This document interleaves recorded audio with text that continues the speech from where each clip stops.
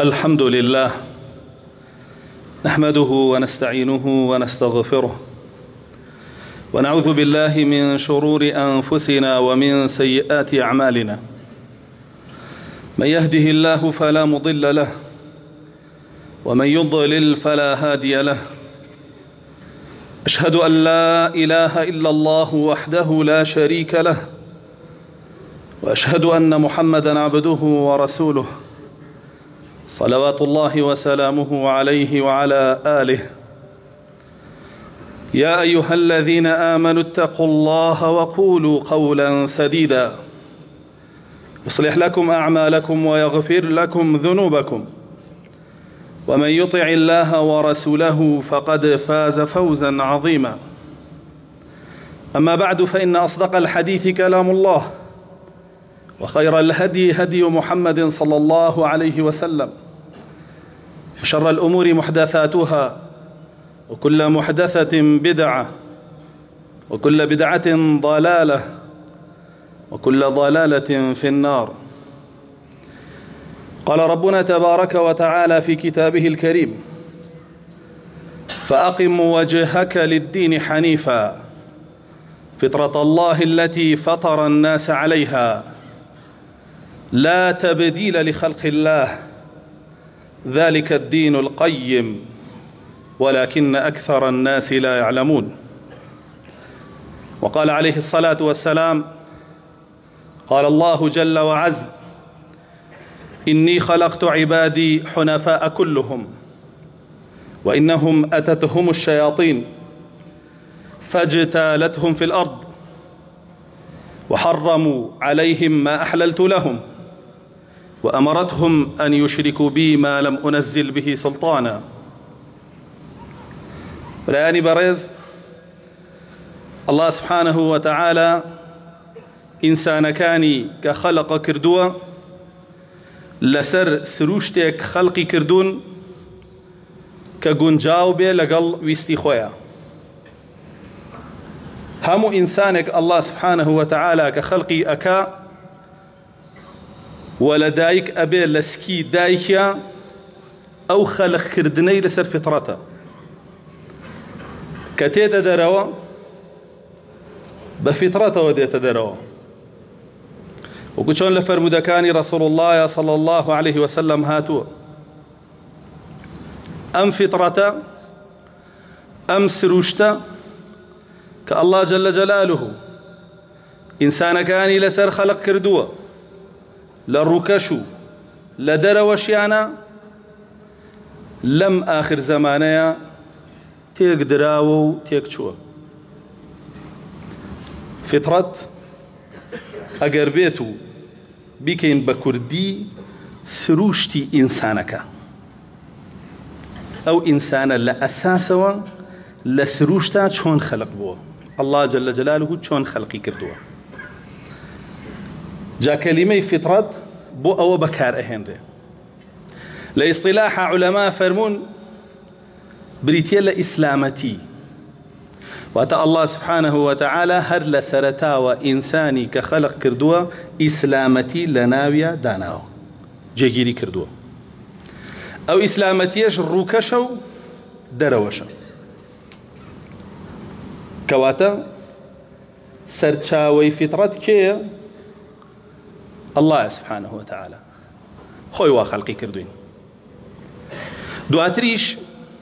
ئیسلامی بۆ ناردوین، دینی ئیسلام، قورئانی بۆ ناردوین،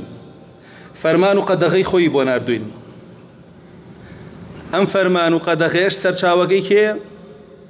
هەر الله سبحانه وتعالى. بۆیە ئەو دوانە بەیەکەوە گونجێن، سروشتی ئینسانەکە و دینەکەی.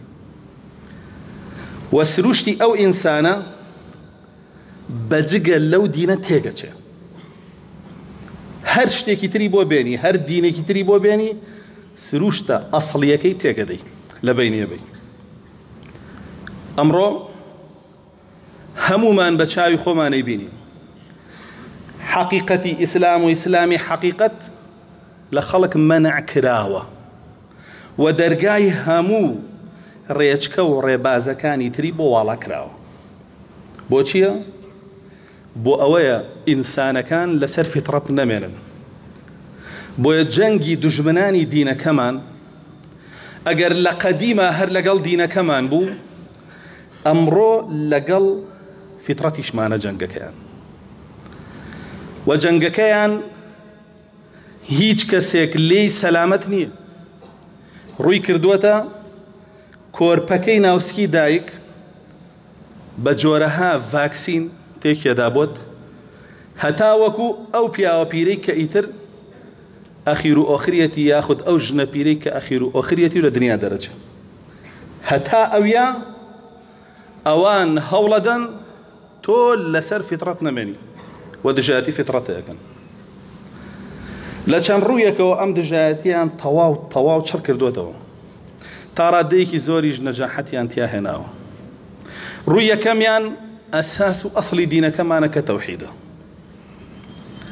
لەم ڕووەوە فیتڕەتی زۆر کەس تێک چووە لەسەر تەوحید نەماوە لەسەر شیرکە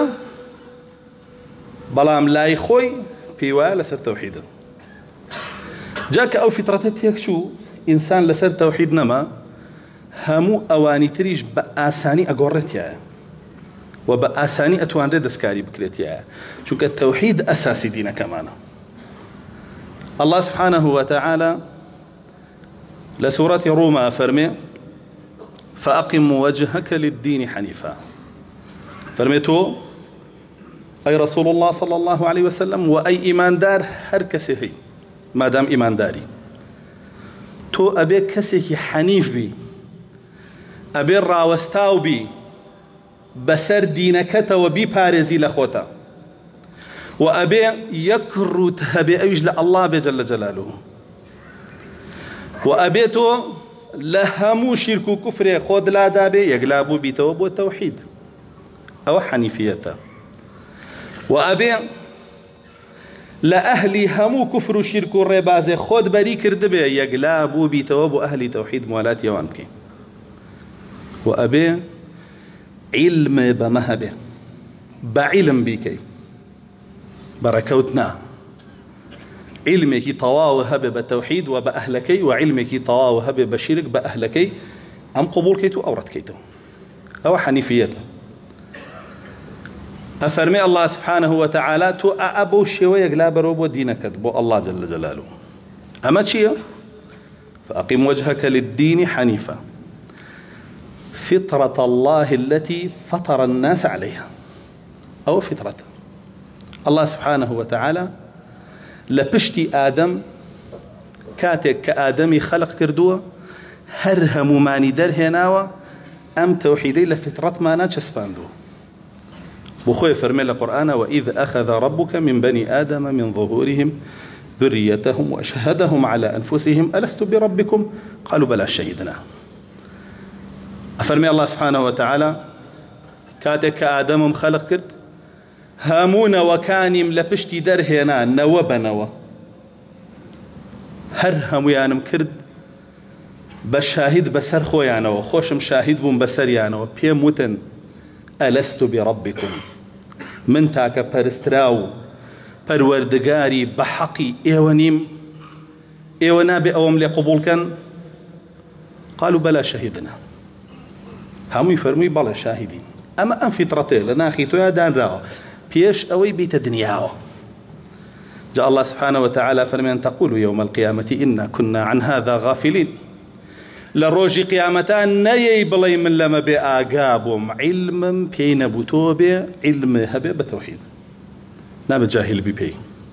جهل ناخوا بتوحيد الله سبحانه وتعالى لو آياتا وافرمي لروجي قيامتا كهاتي وتنا مزاني جاهل بوم بآقابهم نزان بوم ناخوا چیکەش تەقلیدی خەڵکی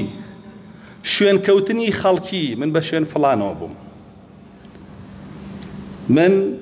تەطبیق و پەیڕەوی ڕێبازی فڵانە ئیمام مەکرد من هی باو باپیران مەکرد ئەوەش ناخوا ئەو تەقول إنما أشرك آباؤنا من قبل وكنا ذرية من بعدهم ئەوەش ناخوا ئێمە شوێن باو باپیرانمان کەوتوین ئێمە شوێن پێشینانی خۆمان کەوتوین ئەوەش ناخوا ئەو پێشینانەی کە گومڕابوون کە لە تەوحید لایەن ناوە بۆیە لە تەوحیدا أو دو عزرنا أخوة جهل وتقليد تو إلا أبي عالم بيبي عالمنا بيبي لا أدي كلاش الداب وجهنم روي لروجي قيامتها دي أو دو عزرها هني تو هيتشينا أخوة برون دراسة وآيات بكن وتماشي تفسير كان يبكن بويتو إلا أبي عالم بي بتوحيد أو فطرتا شتيك إشكال فطرتا بو ولا همان كاتشا بوحي بوت هاتبو أو الرونترين مسألة أو هيج تمو مجي كيتيانيا ما قريك يا خوي بيوي لا بدالي نجا تمو جيتي كبي بويا الله جل جلاله فرمي أو توحيدا أو فطرتك توم لسر خلق كردوه أو دينك كليد ورجيره باشا فطرة الله التي فطر الناس عليها لا تبديل لخلق الله هيج كسكيش قران كاري بسرانا هاتو بسريانا يا هامي لسرو فطرة لدايك به وكشون رسول الله صلى الله عليه وسلم فرمي كل مولود يولد على الفطرة همو من ذلك كديت درو الاسكي دايكي لسرو فطرته يعني بوخوي أم توحيدا لناخي أجيجير كراوة باشا كاللوانيسا تويك حفتا صالتي باراندو لإسلاما شخص صالتي باراندو بيو بلين توحيد شي نازاني شي لواني زوجار قالتو بي كردبين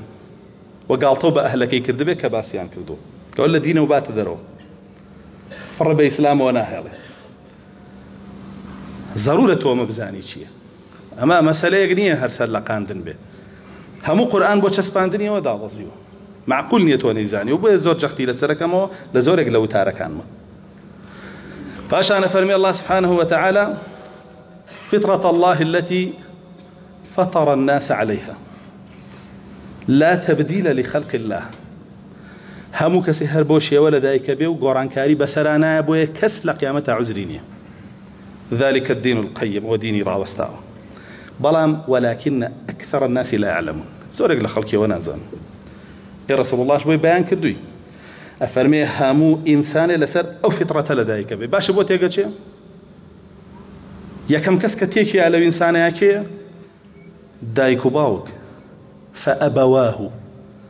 يهودانه وينصرانه ويمجسانه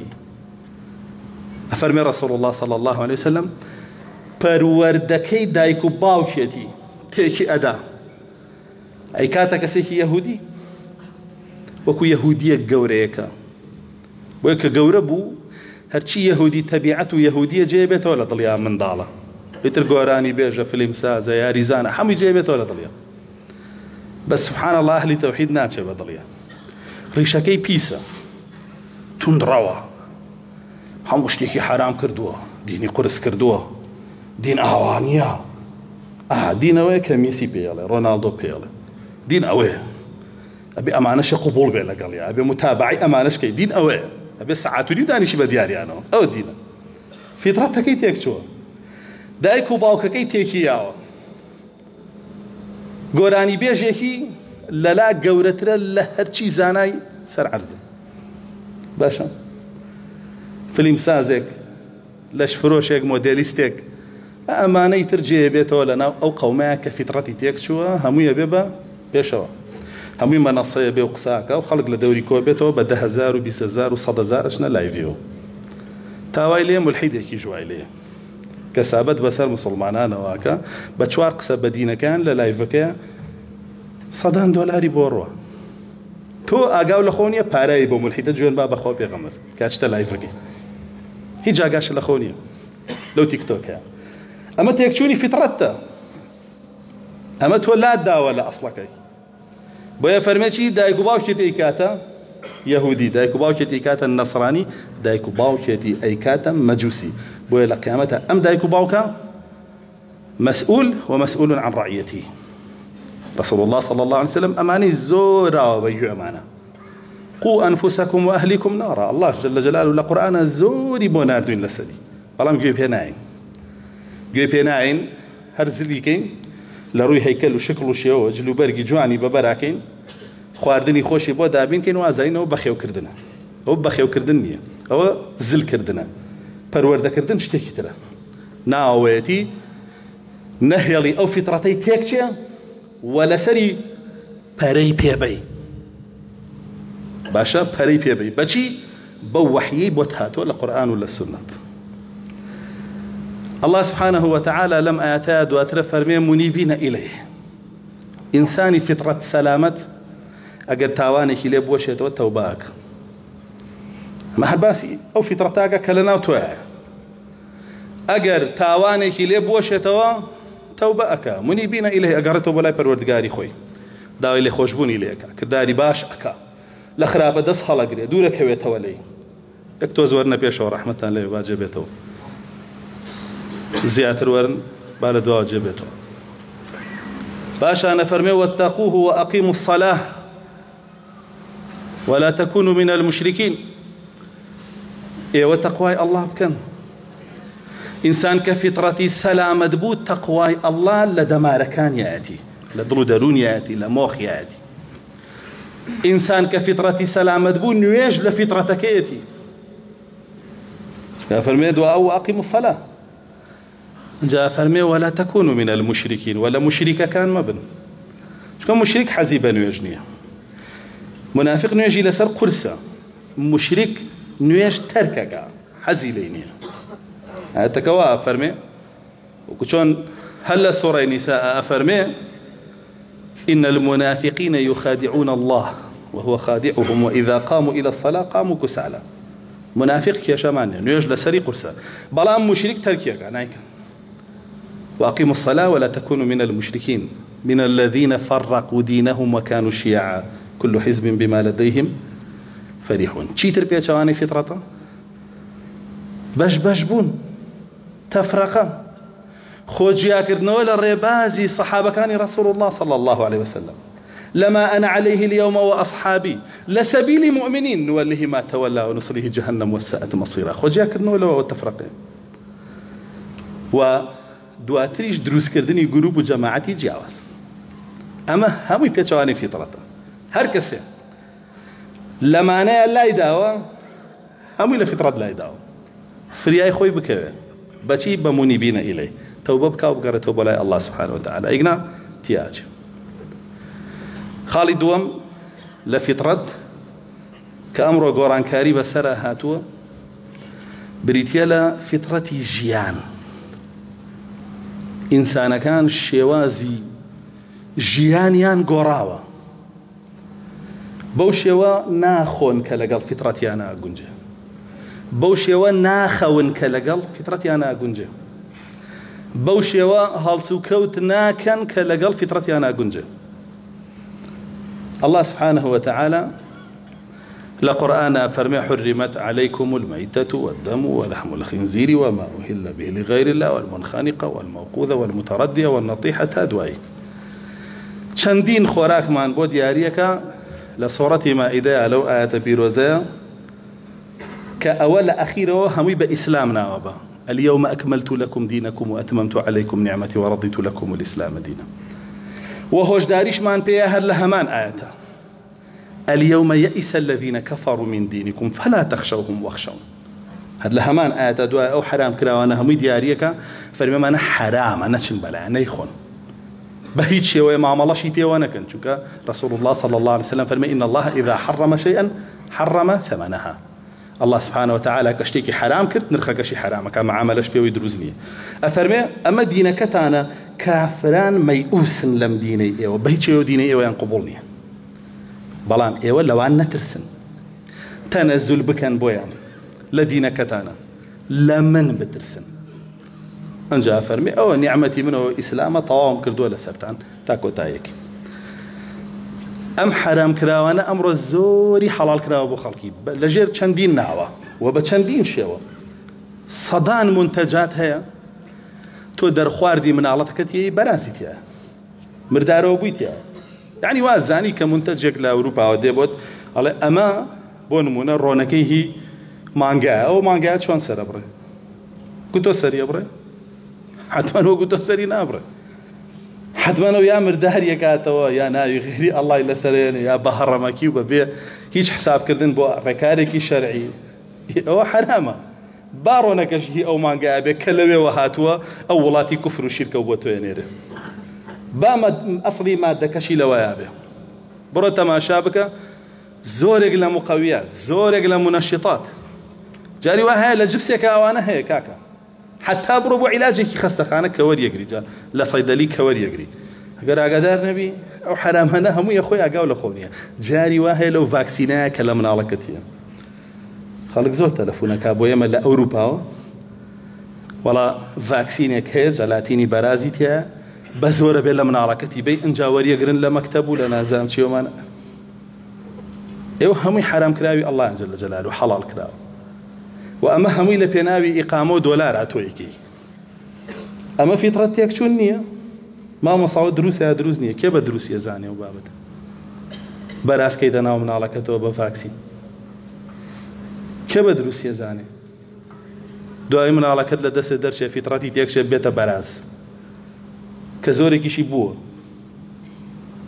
و بوون بە بەرازەوە نییە شکڵ و شێوە و سەر و هەیکەلی بگۆڕێ زۆرێک تەبیعەتی گۆڕاوە بە تەبیعەتی بەراز لەناو پیسیانە بێ ئیسراحەت ناکا و دڵی ناحەوێتەوە بە پیسی نەبێ ئەو گوێی ناکاتەوە بۆی زۆرێک تێکچووە یعنی بەڵامی ترەوەی تەبیعەتەکەی تێکچووە مەسخ بووە بۆیە ئەمانە زۆربەی حەڵال کراوە بۆ خەڵکی لە هەمووی سیر و سەمەرەتر کە لە ناو مسڵمانان ئەیبینی خۆی پارێزێ لەوانە بەڵام بە کەسابەتێکی حرام پایەکە خۆ هەر مەرج نییە تۆ ئەسڵی کاڵاکە حرام بێ ئەی ماڵەکەت کە حرامە بەو حرامیە پایەکەی دواترەی هێنی طيباتی پێکڕی و ئەی خۆی ئێخۆ رسول الله صلى الله عليه وسلم ئەفەرمێ ئەی لەحم نەبەتە بالسحت فالنار أولى به هەر گۆشتێک گەورە بوو بێ بە پارەی حرام ئاگر ئەولاترە پێی هەمووی تێکچوونی فیترەتە کە تۆ لە حرام و حەڵاڵ ناپرسیتەوە چ سەرچاوەکە چ ماڵەکە چ کاڵاکە ئەبێت لە هەمووی پرسیتەوە بە دوایە بچی بزانی چی ئەەکەیتە خۆتەوە و بزانی چۆن پەیایەکەی و چی پێ ئەکڕی و ئەەکەیتە ناو خۆتەوە بێ ئەمانە بە دوایە بچی وقد فصل لكم ما حرم عليكم الله جل جلاله بتفصيل أويك حرامي كردو لسرمان حمي بيراجع عندي أنجا چند بخوي رسول الله صلى الله عليه وسلم فرمي إنسان چنكي بس بيخوا واز لهرشي دكتور وأم شخصانه بينا چنكي بيويست بيخوا لقيمات يقيمن به صلبه چند پارویە بخوا پشتی پێڕاوەستێنێ بتوانێ بە پێوە بێ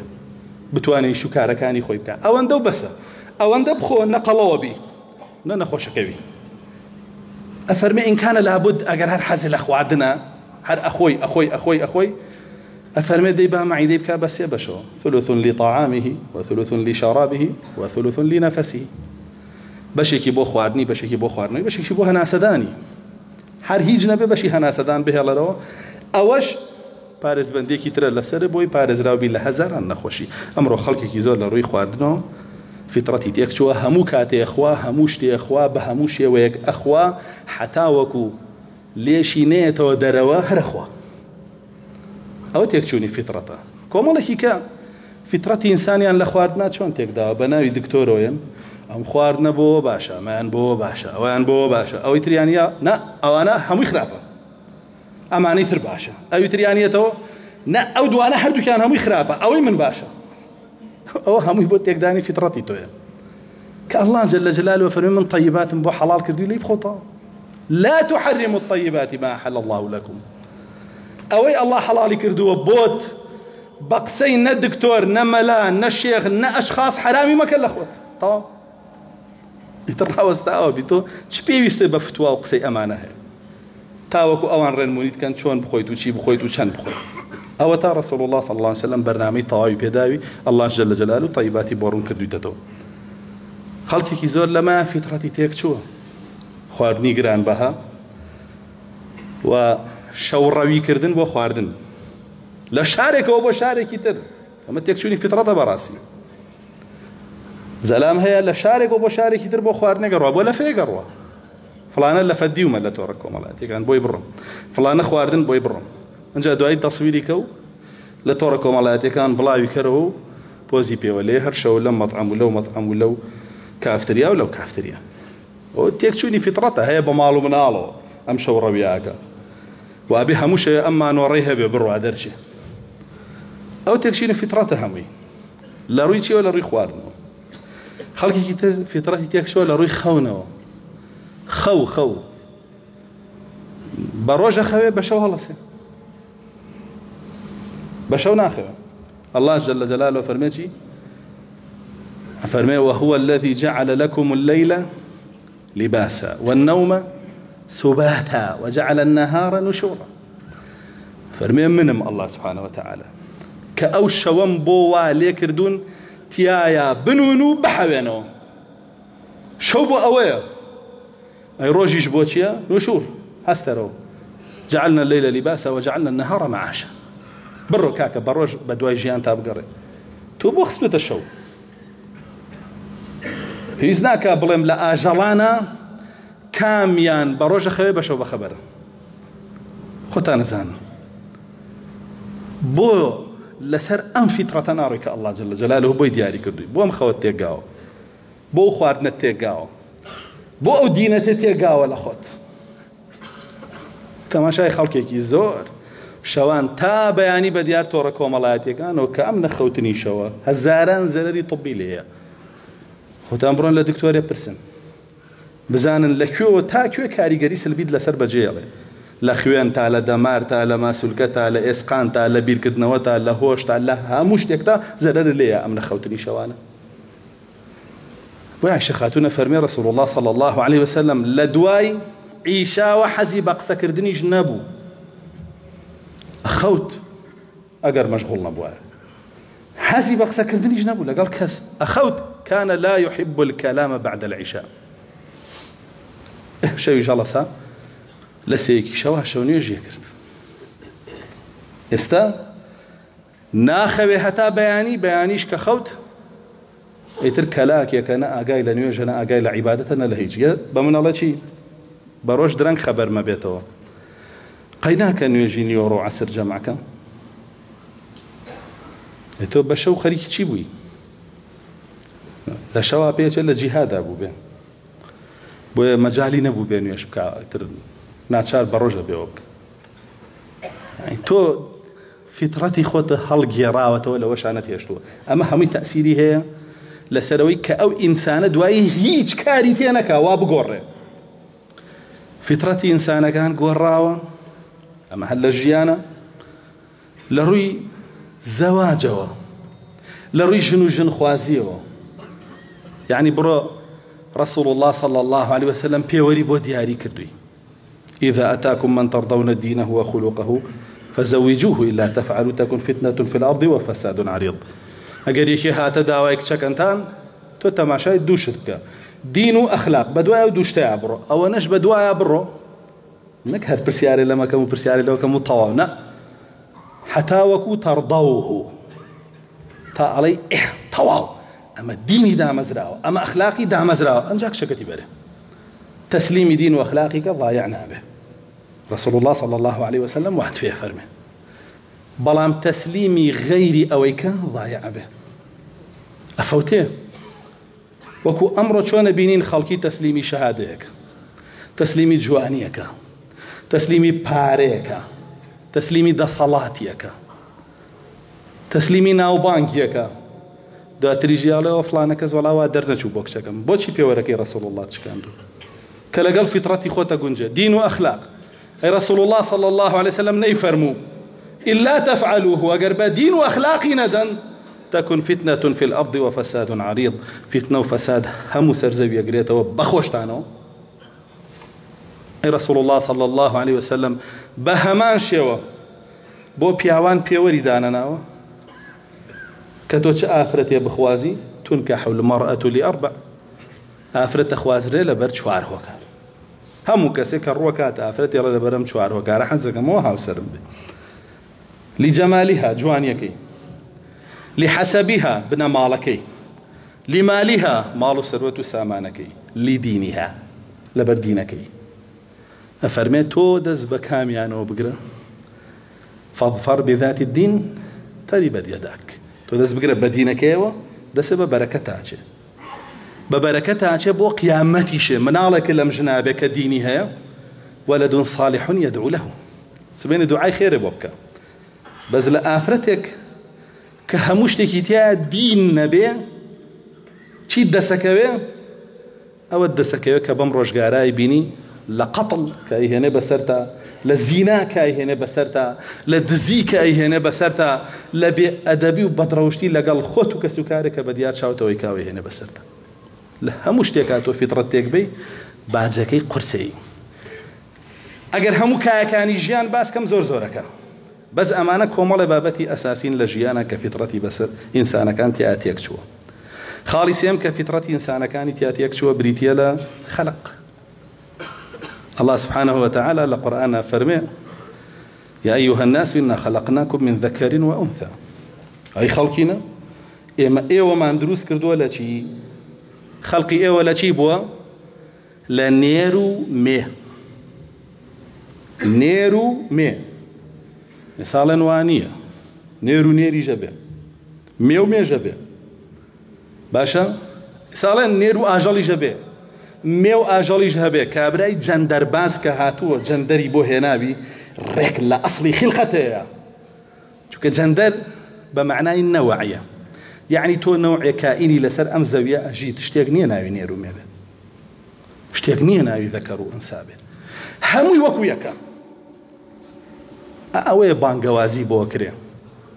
ئەمانەن تۆ ئەیان پارێزی پشتیوانیانەکەیت و سەریانەخەی قڕی دنیات بەسەر ئاوا ئاەتی ئەڵڵات بۆ لەبەر یەک هەڵەوەشێنێ الله سبحانه وتعالى فەرمێ وخەلەقناکم ئەزواجا ئێوەمان نێر و مێ خەلق کردووە تەماشاکە چۆن ئێستا زۆر بەچڕی لە هەموو عالەما وەزارەتی هەیە ئەم جندەرە کارەکە لەسەر تێکدانیەوە ئەنجا دواتریش لە وڵاتی خۆمانە بانگەشەکاری هەیە و تا ڕادەیەکیش ڕێکخراوی هەیە کاری بۆ کرێ یعنی تۆ سبەینێ چەند ساڵە دوعاکەی خوا کوڕێکی باتێ کە ویستی بێ بە کچ کچێتەوە کوڕی چی و شتیشی لایەوە کچێک تەیە کە ویستی بێ پیا و پیاوە لە ئەوروپا لە وڵاتان لە 8 ساڵیەوە بە دەرزی ئەیگۆڕن ئەگەر خۆی لە مەکتەب بە مامۆساکەی بڵێ حەزەکەم بم بە کوڕ ئەیبەن هۆرمۆناتی تێکەن و جلوبەرگیە گۆڕن وەڵەن تۆ کوڕی لەمەوە بەدەست خۆمانە شتێک نییە ناوی ڕەگەز بێ لایەوە ئەمەش گۆڕانکاری بەسەرا هاتووە لە چیەوە دەسی پێکرد الذكر مثل الأنثى ئەلێوە دەسی پێکرد پێچوانەوە ئاەتی کە الله جل جلاله فەرمێ وليس الذكر كالأنثى نێر وەکو مێ نییە لەوێ دەسی پێکراوەتیان وەکو یەکن خەڵکیش لێرە هاواری کرد وەکو یەکن ئەو بەرهەمەکەی وەکو یەکنە گەشت بە نەتیجە چی یعنی شتێک نییە ناوی نێر و مێ بێ پێچەوانەی هەموو قورئان و هەموو فیتڕەت و هەموو دین بۆیە هەستان کردداری قەومی لوتیان لەناو خەڵکیە زین و کردەوە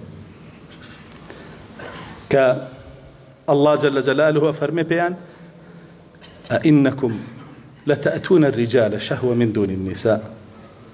ئێوە پیاوەکانتانەشنە لای یەکتری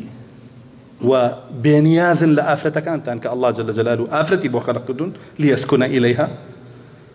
والله جل جلاله فرميه وفاحشة كان ما سبقكم بها من أحد من العالمين لأمتكاني بيش هيج كس جرأتنا كردو فاحشة يبكى ابن عباس فرميه كان رجالهم يكتفي برجالهم ونساؤهم تكتفي بنسائهم فرمي بياو كان يعني شنو لا بياو جنا كان يعني شنو لا جنا كان يعني جندر باز بون وكو جندر باز كان يمره أو قوم بيسك الله جل جلاله لنا يبردن بتش يوازه سروي وڵاتەکانی کرد بە ژێرەوەشی کرد بە سەرەوە لە ئاسمانیشەوە تا دانیەوە بە زەویە بەردبارانی کردن أمطرنا عليهم حجارة من سجيل منضود